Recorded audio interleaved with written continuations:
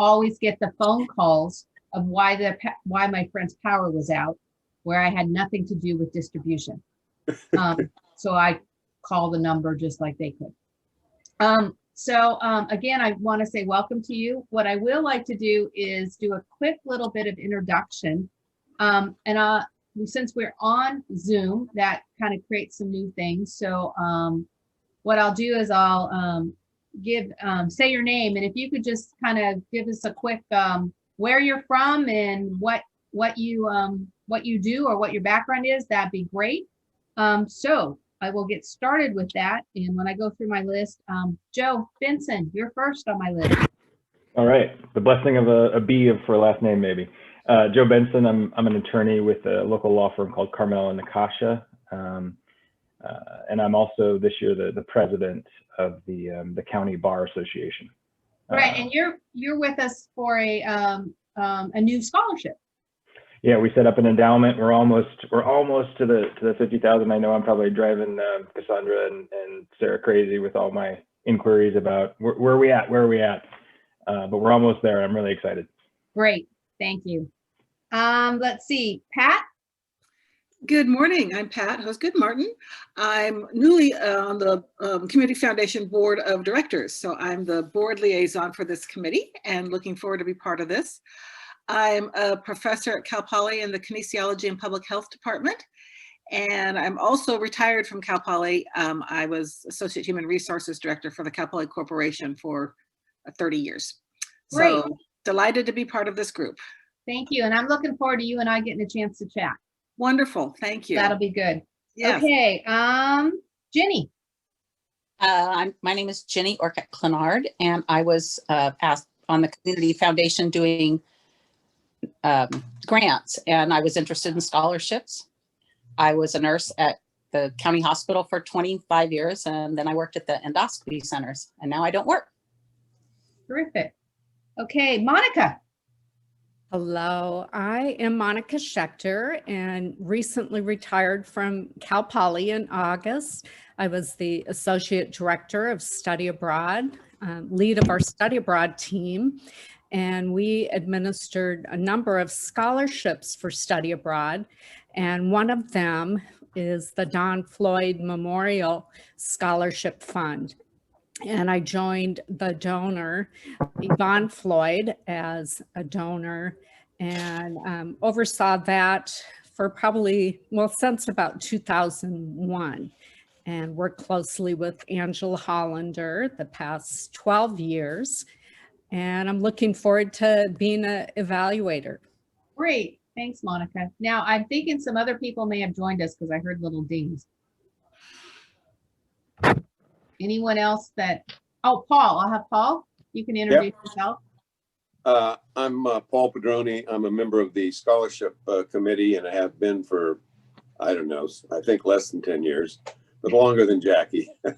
And born and raised in San Luis Obispo, retired back to the family home 18 years ago after 2 careers, first as a physics professor and second the finance business side of Hughes Space Communications and makes satellites. DirecTV is a spinoff. Okay. Well, I'm checking. Do we have anyone else that I missed? I joined late. Joe Hubble here, new evaluator. Glad to be with the group. Great group. I was a high school guidance counselor at Napomo High School since it opened up in 2002, 2003. And before that, middle school counselor and elementary school teacher. So looking forward to working with you guys. I worked a lot with Angela when I was getting scholarships for my kids over all those years, and a great organization. Great.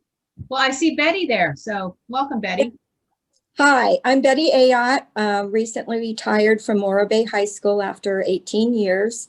I was the college and career specialist, so worked a lot with Angela, and I'm really looking forward to this opportunity. I think it'll really be fun to be on the committee.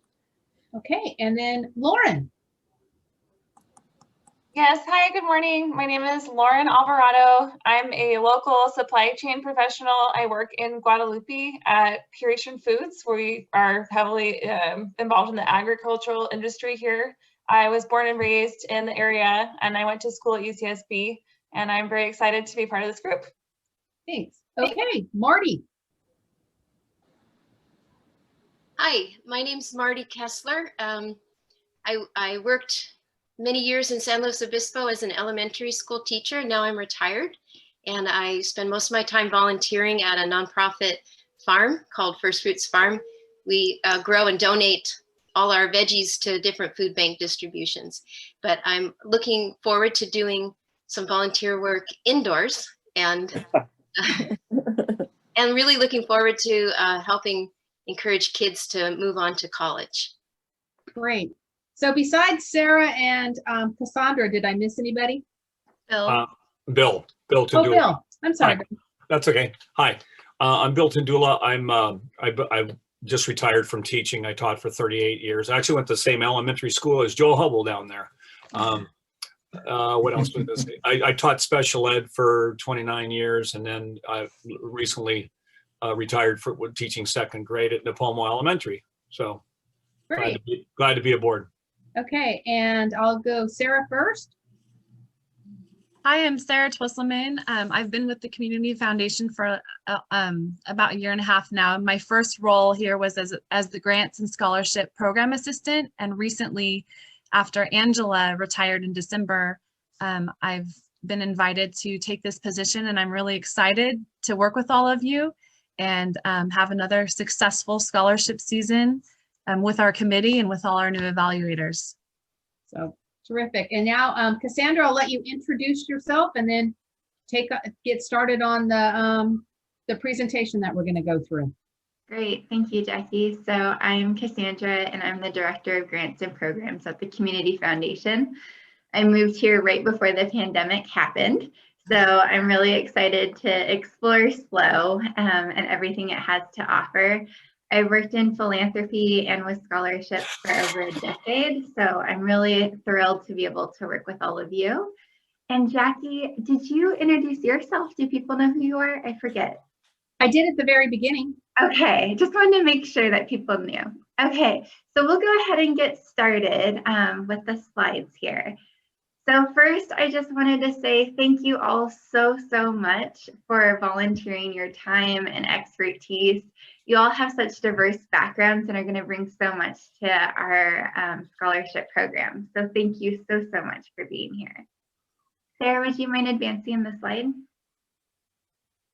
So first, what are we doing here today? So we'll be talking about the scholarship program. We'll be introducing you to the online application so that way you have some familiarity with it. And then we'll assist you with evaluating and reviewing scholarships. So next, I just wanted to give a brief overview of the Community Foundation and how participating on this scholarship committee is part of one of the many things that the foundation does.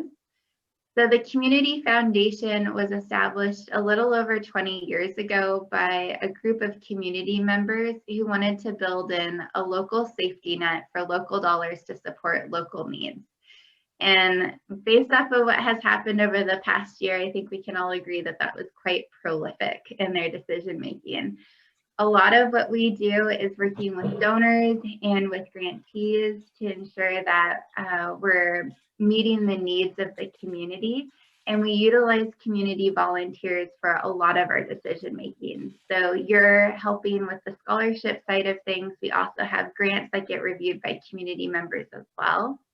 And so it's just this wonderful resource in the community for people who want to steward funds to support local needs and have those decisions be made locally as well. So that's how this fits within the larger piece of the Community Foundation. And now we'll jump into the scholarship overview and how the work that we're doing will impact the lives of so many students in our community. So Sarah, would you mind advancing to the next slide? So what do we do? So I wanted to explain the scholarship piece in a little bit more depth. So we have professional staff. So you've met Sarah. I also work with the scholarship program. We have another colleague named Taylor who also assists. She is attending a conference right now, so you won't have the opportunity to meet her in this meeting, but you'll see her around. And we work very closely with our scholarship committee. One of the scholarship committee members actually was one of the founders to the Community Foundation. So there's this long legacy of tradition and then expertise that helps steward the scholarship process. We work with donors that come from the community that have an idea of how they want to support students with scholarships. Some of you are those donors, and we have professional staff that help connect what donors want to do to support students and local need. So we help with establishing the scholarship fund and then also administering scholarships.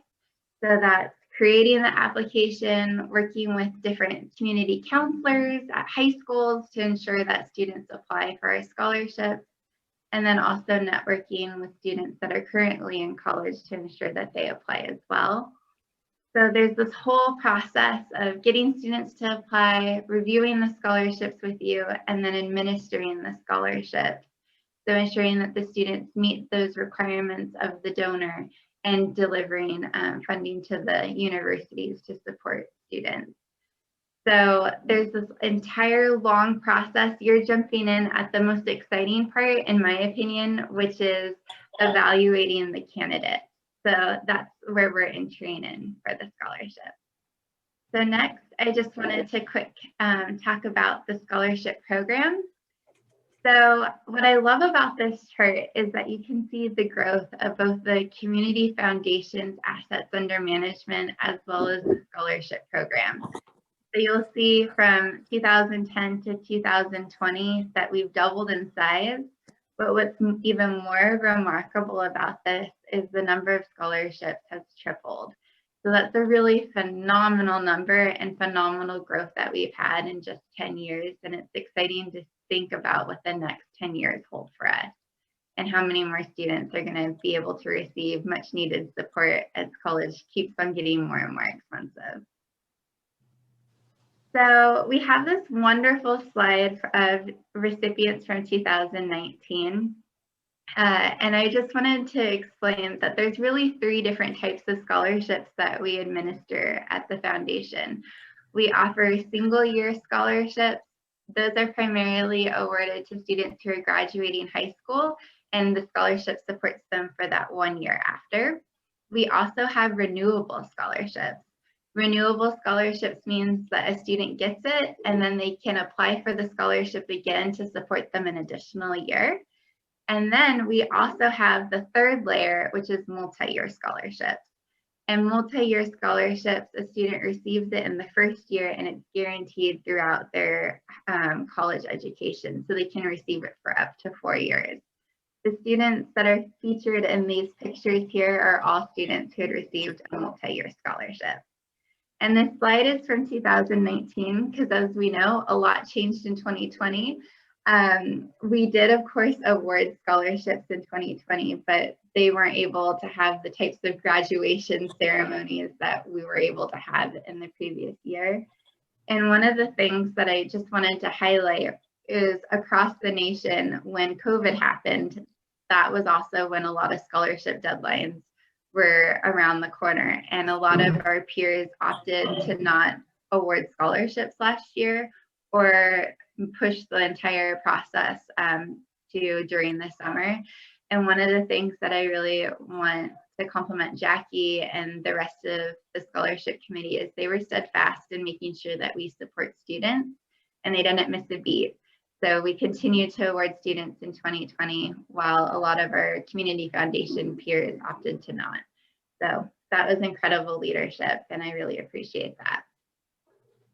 Lastly, with the scholarships, I just wanted to highlight that the process that we have in place is guide rails to ensure that we're doing a legal scholarship process. So in 2006, the Pension Protection Act really shifted the way that we can award scholarships. So in the past, what was happening is you'd have a family member who wanted to get a tax deduction for sending their kid to college. And so what they would do is they would create a trust or a scholarship fund, get a tax deduction, and then just award it to their kid.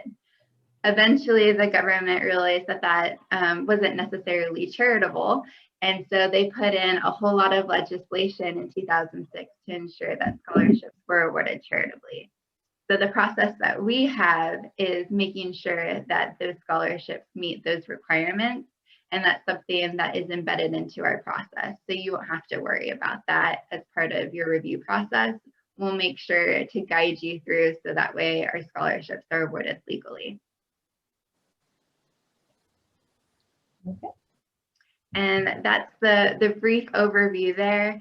And then Sarah is going to take it away with the online application. Are there any questions about what I just shared?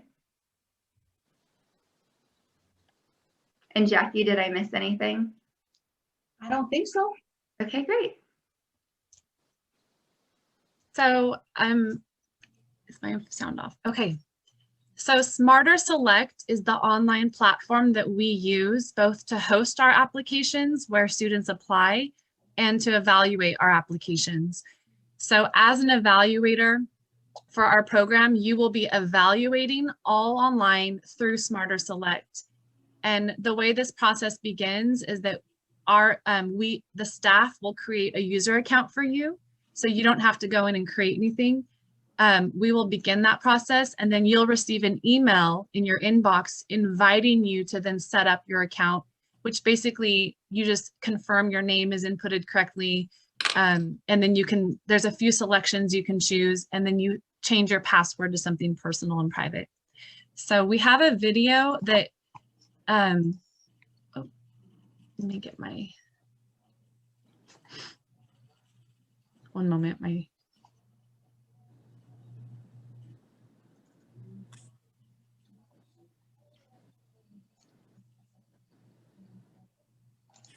there we go.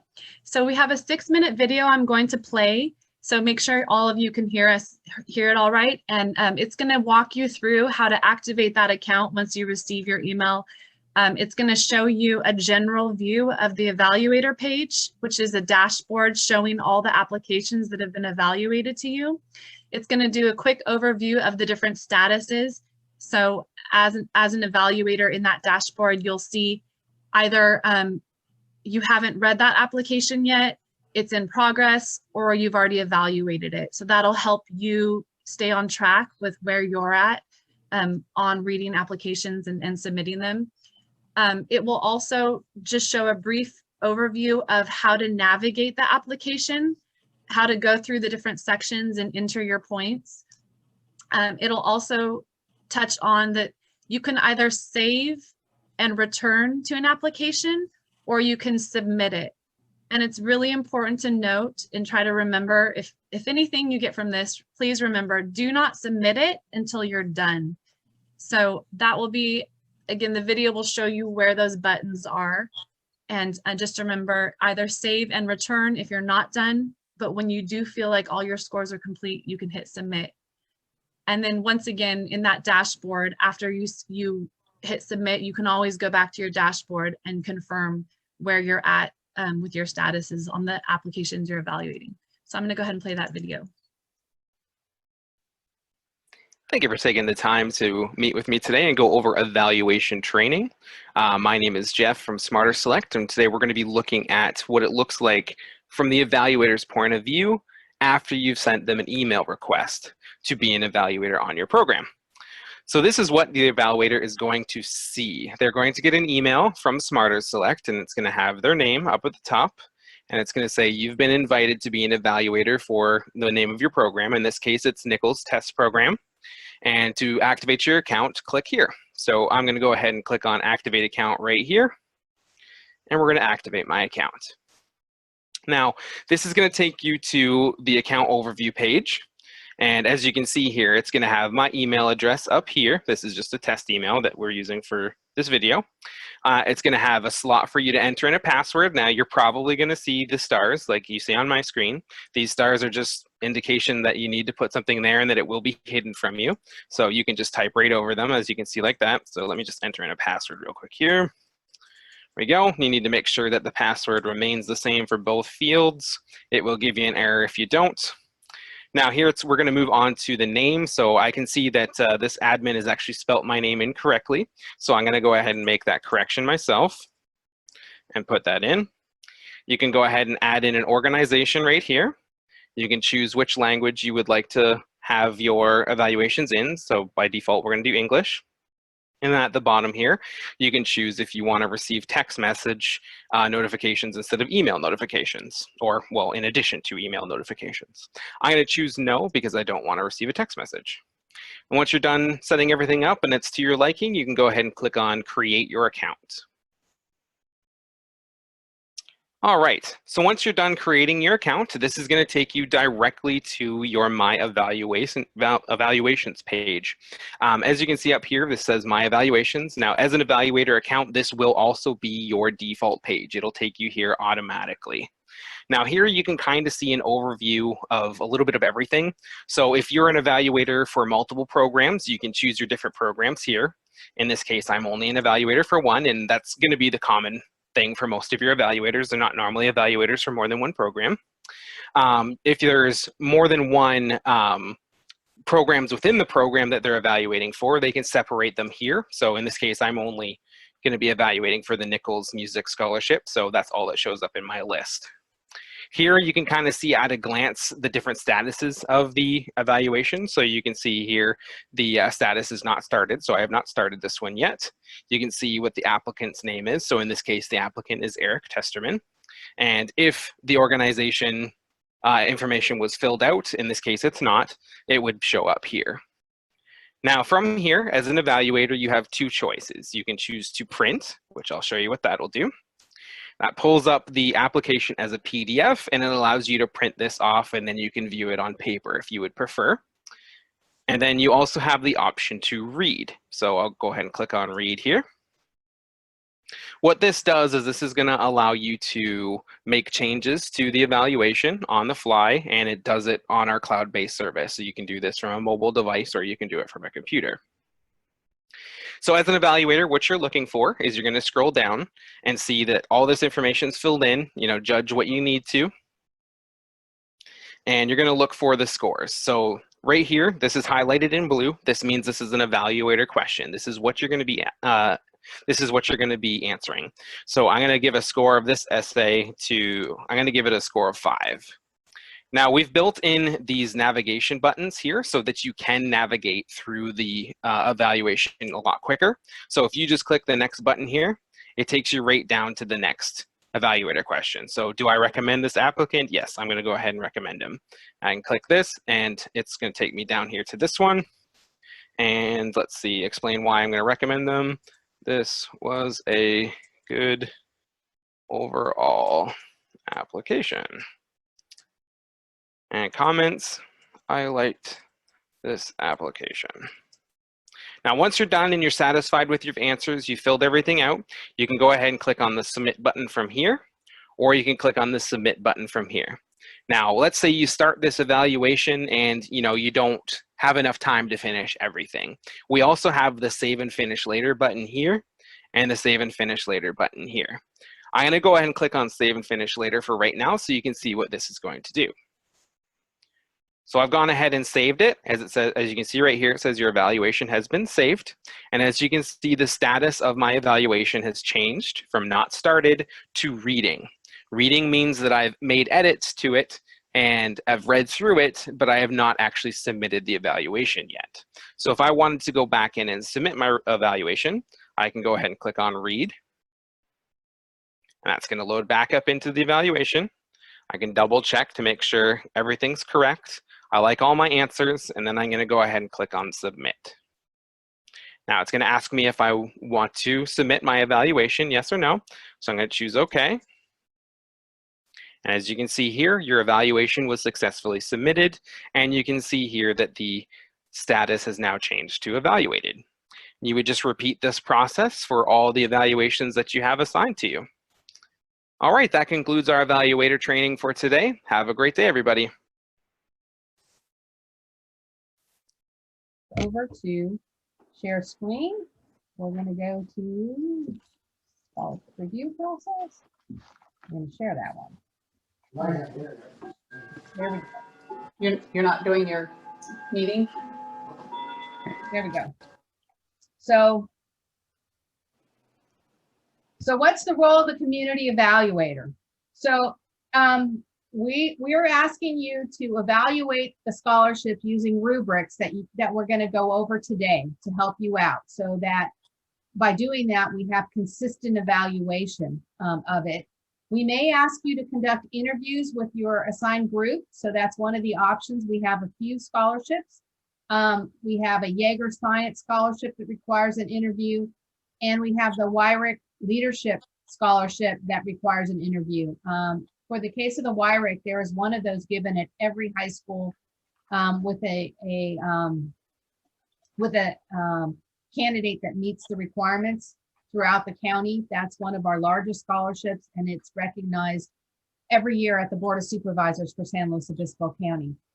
The other thing that we're going to ask you to do, so take, as you go through this process, take some notes. We love your feedback, and new evaluators can provide us some of the best feedback because it's, you guys are seeing it for the first time. We have really taken a continuous improvement type process with this whole scholarship program. And I have to say, in the last 3 or 4 years, we have made some significant changes to improve the whole program. And I think it has helped us out. And the last thing we're going to ask you to do is, as you go through this process, if you know somebody else that you think would be a great community evaluator, or this is something that they might want to be involved in giving back to the community, we are always looking for new community evaluators. Because over a period of time, some people will do it 1 year and decide this isn't for them. Others will do it for a number of years, and then life changes and we need to replace them. And the other thing that happens is that the number of scholarships that we are giving has continued to go up, like you saw. And so the number of evaluators we need needs to go up, because I've really strived to keep the number of scholarships we ask anyone to read to around 15.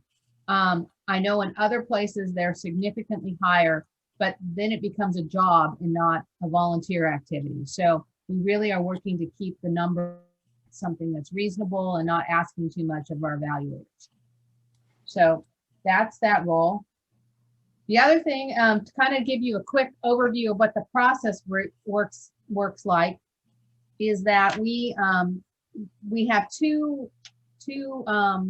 we have a common application review process, and we have the Wyrick, which is our leadership one. So the common application, we will assign 3 community evaluators to round 1. We'll use those scores to identify the top candidates. Those will go to a round 2 set of scoring, which is comprised of our core committee of scholarship committee, which are people that have been doing this process for a number of years. So they will do the second round scoring, or we may have a donor engaged committee, so a specific group. So Joe Benson's an example of a donor engaged committee member. Their organization has put together a new scholarship, and he would be part of that donor engaged committee that would then look at the round 2 scorings. From that, we use the second round scorings to list our candidates, our students, in order of how they scored. And we start with the student that got the highest score, that applied for the award with the most money, and that's where it goes. And we just work our way down, so that the higher the score that a student has, those are the ones that will get our larger scholarship. We also have a rule that a student can only receive 1 common application scholarship, but they will receive the scholarship with the highest award amount that they qualify for. The next one is the Wyrick review process, and this is the leadership one, so it's very similar. But in this case, there's an interview process. So there'll be, again, 3 evaluators will do the round 1 scoring. Then that group will get together and determine of the candidates from each high school who they want to interview. And then at that point, they'll conduct interviews, and the selection process will be based on the interview. Not necessarily based on the score. So really at that point, what we're really looking for are those students that have strong leadership skills, because that's what the intent of the donor was for this one. In the case of a WIRIC scholarship, a student can also receive a common application scholarship. And in many cases, we have given more than one WIRIC scholarship to a given school if we have the funds available. Generally, that goes to 2 high schools. We tend to give 2 WIRIC scholarships to Paso Robles and Arroyo Grande High School because they are significantly larger than any of the other high schools in the county. So because of that, that's why, you know, if you took a Templeton, you could have 3 Templetons equal 1 Arroyo Grande. So from a student population size. So that's why we have done that. The next thing, and I'm going to go back to your book before we move on. You'll see, let's get out of screen sharing here. This is the problem. We're not. You guys are smart enough. You can follow. You can see if you go to the next page in the handout that we sent you. There's a list of scholarships by constituency, so you can see the number of scholarships that we have. So those are all listed there, and it's in that book. You can take a look at it. You'll get more information about those scholarships at our meeting on February 25th. The next thing you'll see in the book, scholarships, and what you can see is this really is a year-round process. You guys are stepping in at the beginning of the scholarship scoring and awards part, which is the students start to apply for scholarships in December. That closes down at the beginning of February. We kick off our scoring at the end of February. There's a lot that goes on between those 2 dates. And then we are, by the end of April, have identified which students will receive scholarships. And then we go through that process. So now we're going to get to scoring guidelines. There are a number of areas that we score for, and we also sent you a student evaluation sheet that you can use to keep track of it. And I personally use these. And what I do is I have one for every student. I keep the score at the top, the total score, and then I keep those sheets in order so I know who my top students are. The first area, and I'm going to say, stop me if you have questions, because I know I'm going pretty fast, so I'll slow down after each one of these and ask. GPA and academic recognition. So we use unweighted GPAs. If those of you either recently been in school or have your own children that have gone through this, you know that AP classes will weight GPAs, or honored classes will weight GPAs. And through working with national organizations, the recommendation is to use unweighted GPAs. You're going to use the base score utilizing a table, which is in the document that we sent out. And so like looking at the document, if you had a 4.0 GPA unweighted, you would get 17 points for that. What we've also done is we've said don't round numbers. So we only want you to look at what's in the 10th place. So that that's how we set the table up. So a 3.72 and a 3.79 are still a 3.7 for the table. So that's the way to do it. The other thing we have is that it must be an official transcript, and you'll be able to tell this when you look at it. It's a single page. Only in very slight situations might it roll to a second page, but it won't have very much on it, but generally a single page that must have fall grades. And if they don't have fall grades, or they submit you what's called an Aries or Naviance grade sheet, which you'll know because they're multiple pages that kind of roll on and on and on, then those students are disqualified because they didn't follow the instructions. Then we have 3 points that you as an evaluator are going to be allowed to give on top of it. And this is to address the rigor of coursework or whether they've taken college courses. So in the past, this would have also included your SAT or your ACT test score, but because most students this year were unable to take an SAT or an ACT because of COVID, we have eliminated test scores as part of this. So what you'll work with your group leader, and on the high school that you're assigned, you'll get a list of what AP and honors courses are available. You'll be able to take a look at that and evaluate the rigor of their coursework.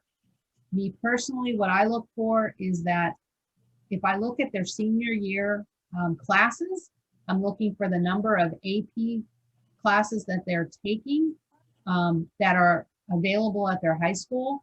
And from that can make a pretty good judgment on the rigor of their coursework that they've taken over their 4 years. You're not going to be taking calculus BC your senior year unless you've taken a whole bunch of math to get to that point. So that means you've taken a rigorous math coursework. You're going to see maybe an AP economics or an AP American government their senior year. So that's what you're looking for there. And again, this is an overview, and it's going to be as you get into the process, I trust it will become apparent to you. Any questions on GPA and academic recognition? Okay. We'll move on. The next area we look at is activities. So what I would tell you there is that when you look at activity scores, expect your scores to be between 21 and 30. That just seems to be where they land. And there is a rubric that's in the book, the PDF that we gave you. So, you know, someone with 21 to 30 points is going to have received awards. Their community service, if that's what their activities are, is consistent.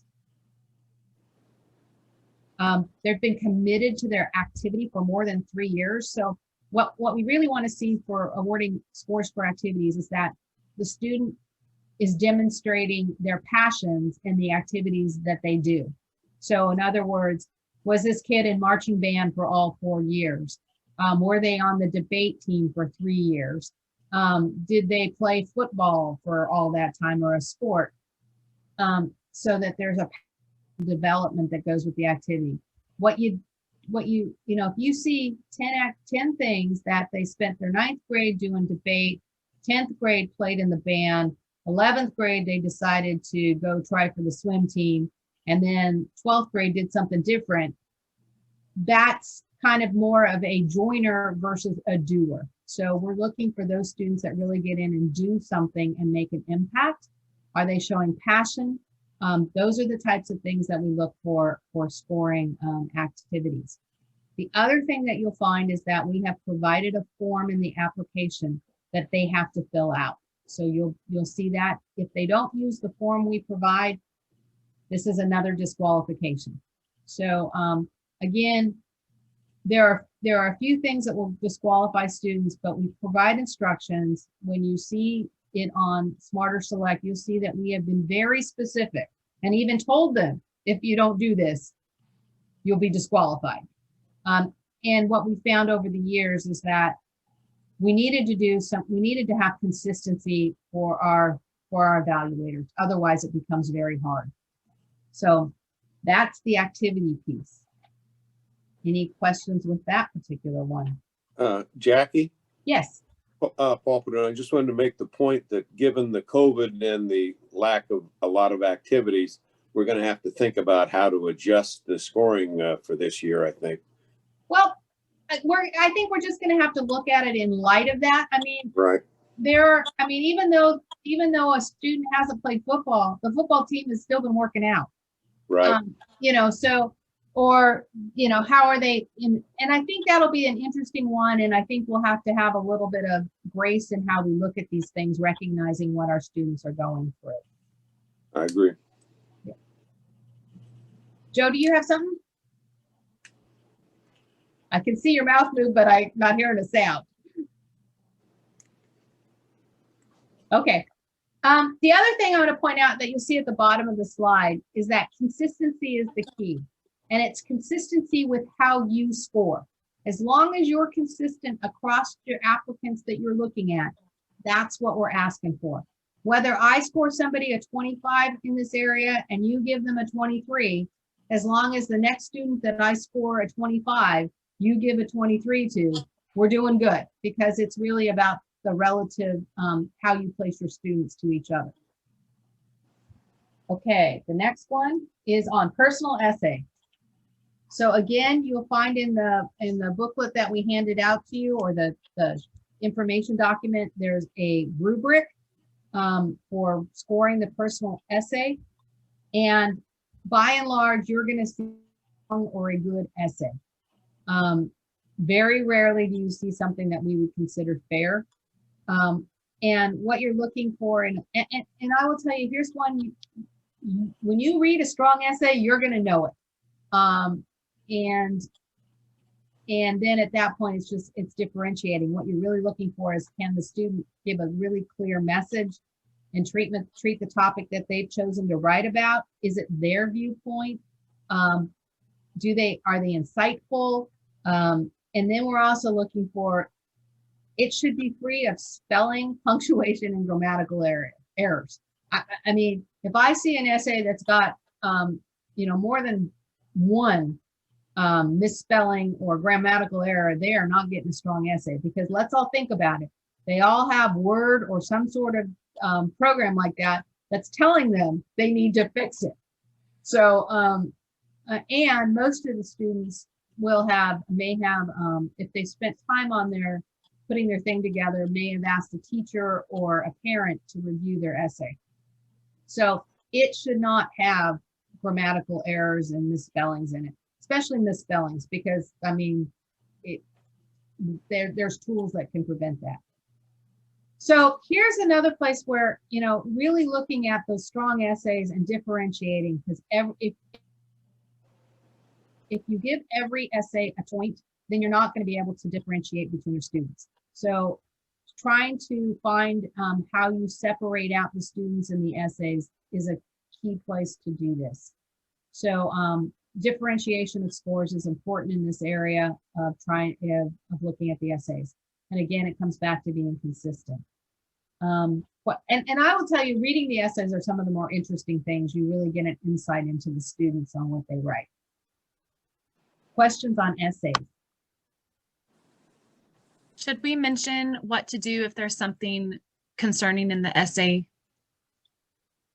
Like a situation where the student a situation that needs to be reported. Do you want to mention anything about that? You can if you want to, Sarah. I have never seen that, but. Okay, I know that last year we had a situation where a student talked about possibly an abusive situation in her essay. And so in that situation, please bring it to me or Cassandra so we can address it. And just a reminder that everything in the essays is confidential. So if you encounter something questionable, please report it to us. Well, and I would, I'll back up on that what you read is also confidential. So when you finish through this process, any hard copy things that you may have or your notes, I mean, I always at the end of the season. So, think about that. This is for you. Okay, next one. So we've added in the last couple of years, 2 years ago, we added an extraordinary family obligations and student challenges, which is 3 points. And really what we wanted to address here is we really wanted to be able to award additional points to students that have some pretty tough things they're dealing with. So it may be that they're working a 20-hour-a-week job besides going to school and pulling a 3.8 GPA, or they're on their own. They may also be a foster youth. They've overcome some incredible situations, persevered in order to continue to do well in their schools. There is a section in the application that a student can put in. They're asked, do you have any extraordinary family obligations? And it's a short little box that they can fill in what that is. But what we found is that some students, that you can gather that information by reading their essay or reading their letter of recommendation, but they themselves didn't put put any information in that box. And sometimes I think because they themselves don't see it as extraordinary, or, I mean, it's just what they're dealing with. But so this is a place that you're allowed to give 0 to 3 points based on the overall application, not just what's put in that box. So that's an important place to go with that. Questions on that particular scoring place? Jackie, going back to the essay itself, what if a student goes over the limit of words? You just truncate it at that point, or how do you deal with that?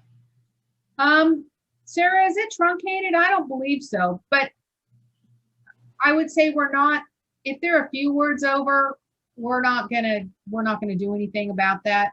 But if it gets to be really, really long, then you may take some points off because they didn't follow instructions.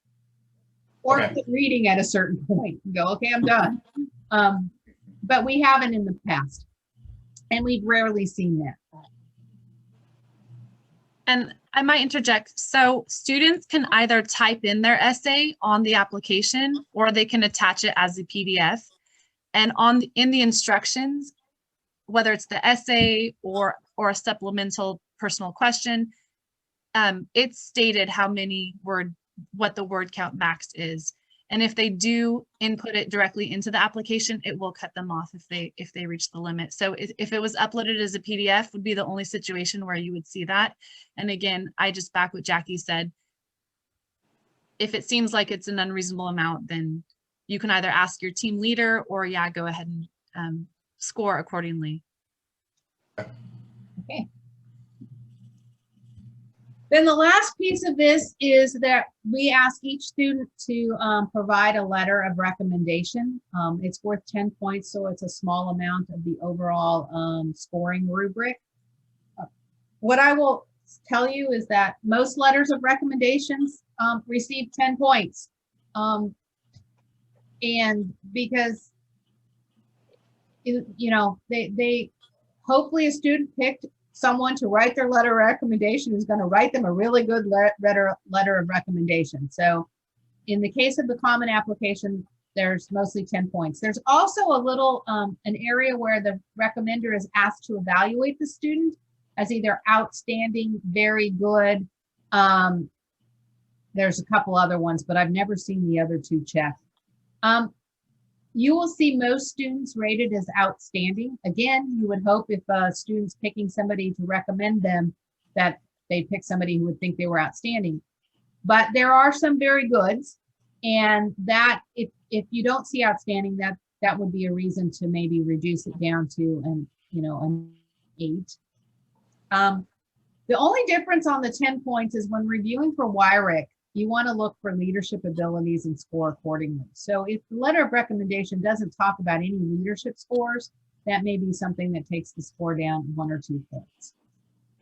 But really the letters of recommendation have a small impact on the overall student score. But again, just be consistent with how you award those 10 points. And if you do that, then that's all we're asking you to do. But sometimes these letter of recommendations do provide additional information that the student can, so that can help. And we've seen these be some of the reasons for extraordinary points for our student. Questions on letters of recommendation? Okay.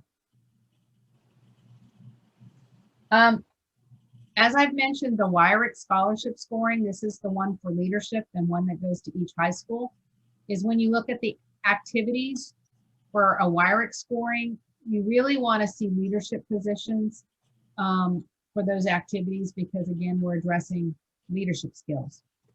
And then there is a supplemental essay that is for that they're to write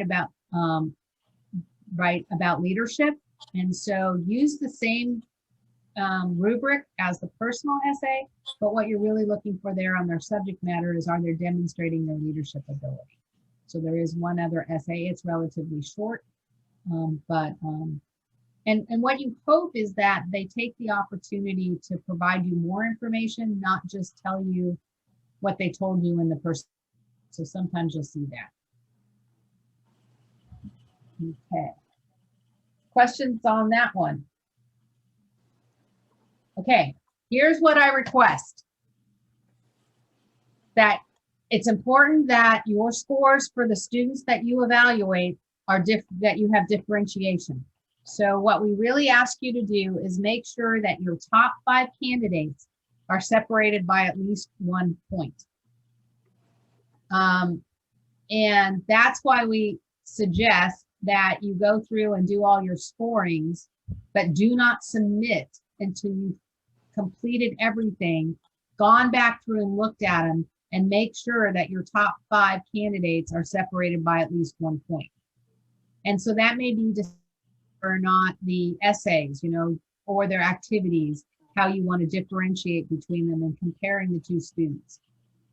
This is because what we use your scores for is to create who is your number 1, 2, 3, 4, and 5. And then that gets folded in with the other evaluators and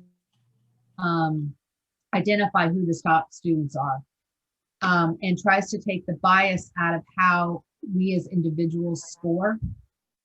For example, I mean, I'll be honest, I'm a tough scorer.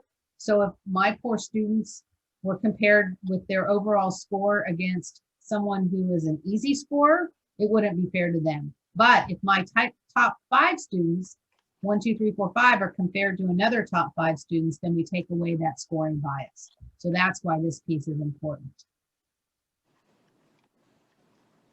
So I have some final items for you. One is, I know we've thrown a lot at you and it's hard when you can't see things and touch things and go through them, but use menu. It should give you the information that you need. You have resources that can help you. So your group leader, you will be assigned to a group. That group will be assigned to 1 to 3 high schools, depending on the size and the number of applicants. Your group leader is part of the scholarship committee and have reviewed scholarships for a number of years. They are a fantastic resource and they will be checking with you as you go through the process. Sarah, who's the program manager at the foundation, is another terrific resource. And then don't hesitate to shoot me an email or give me a call. You will get contact information for all of these people that will be coming to you. So we are there to help you. And honestly, with Zoom and this whole thing that we can do now, if you're running into a question, I mean, I can do a 10-minute Zoom with you and I can pull up my screen and show you what my Smarter Select looks like and how I'm scoring it. It's available to you. For technical questions to Smarter Select, we're going to have you contact Taylor. Again, we will send you contact information. So we'll let Taylor deal with when you forget your password, when you can't get in, those types of things. Don't be afraid to reach out and ask questions. I mean, we can take care of things pretty quickly and keep you moving through the process. And then I'll also ask that, you know, our next meeting is on February 25th. With that, you'll get your group assignments, you'll find out who your leader is, you'll find out which high school you're going to be involved with. Once you get that, I really encourage you to start early and not wait on reviewing your scholarships. I have a question about that. Sure. We'll be out of town and I don't think I'll have internet connection. Then we'll do a follow-up with you. I mean, it does happen. I mean, we encourage people to be able to be there, but we'll make it work. Okay. And I'm not sure who that was because you're not coming up on my screen. Oh, it's Jenny, Orcutt Clenard. Okay, thank you, Jenny. You're welcome. And Jackie, sorry to interrupt. I will also be out of town. This is Monica Schechter. Okay. And I may have internet. I will do my best to actually be there, but I will be out of town. Okay. Perfect. And again, if you have internet and can join us, that would be great. This is Jenny again. How long is the meeting on the 25th? About an hour and a half. Okay, That's my goal. I try. you're good. I try really hard.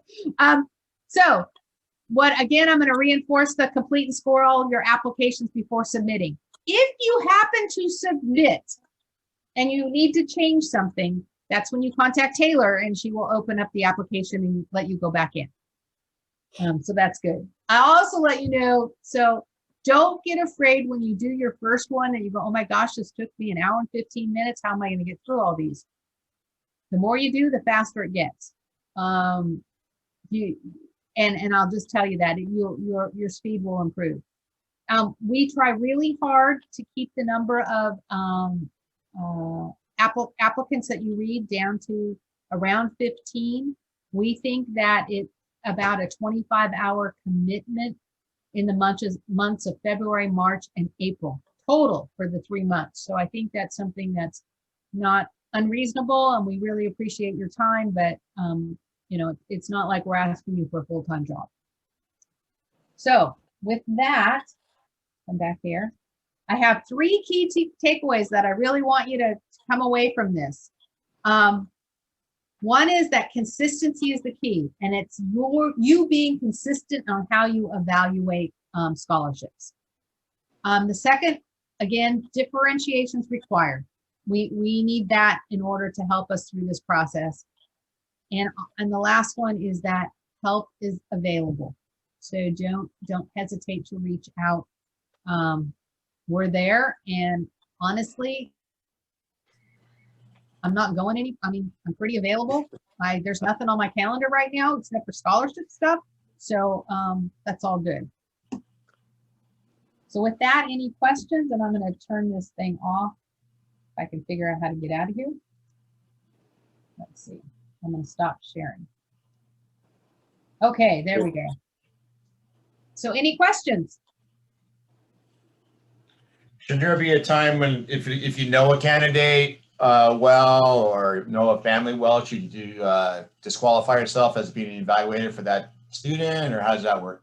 Yes, and honestly, we'll look at where you guys live, and we will not assign you to the high school in your area to start with, unless we've talked to you. We'll move you around, and that's this year again, because we'll be doing all of our interviews via Zoom. So it's not like you're gonna have to go from Napomo to Paso Robles for an interview, because you'll be doing it in your own house. Okay. Other questions? Whether that was a lot in a short amount of time.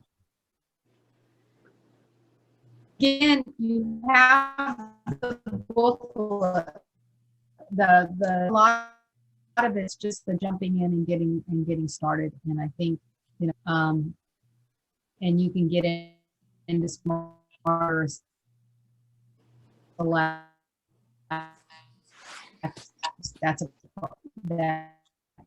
Jackie, you're kind of cutting out, at least on my computer. Becomes more. Yeah, So that. I'll put a link to the. Am I back now? Not quite. Would you mind stop sharing your video? Sometimes it can help with bandwidth. I thought I'm sharing right now. You're coming in a little bit better now, but sometimes when you share your video so people can see you, it can cut your bandwidth. So if we have a problem, I would just recommend turning off your video. Oh, okay. So now back to where I was. So our next meeting is February 25th. If we heard a couple may not be able to make it, let Sarah know that. We will send you the link to the video for how to use Smarter Select, and we will send you the contact information for Sarah, myself, and Taylor. You will get your group leader assigned to you at the end of February, and you'll have a sheet with all the contact information there. Any other questions for us? Sarah? I'd like to just step in. So Jackie cut out a little bit, but I think what she was trying to say is we're going to follow up from this meeting with the link to this recording, as well as that 6-minute video, which we would like for you to watch, please. It's very helpful. The third thing I want to mention, Jackie said we will be sending out the save the date next week for that February 25th meeting. Attached will also be the policy forms. It's very important that you open up that form and fill out the 3 policy forms that will be coming to you next week before you can begin evaluating. So please be sure to either, they're fillable PDFs, so you can just type in your name, or if you prefer to print them out and resend them, that's fine as well. So. Okay. Any other questions before we close this out? Okay, I want to thank you all for volunteering. I look forward to getting to know you a little bit better. And I really do look forward to having you all in the same room together at some point here. It's a lot more fun. Again, you're helping out the students in our county, and it's a pretty exciting thing when you get to meet them and see what they do. So with that, I think we'll say goodbye. Thank you. Thank you. Bye, thank you. Bye. Hey, Cassandra and Sarah, can you guys stay on? And Paul, you're welcome to if you want to.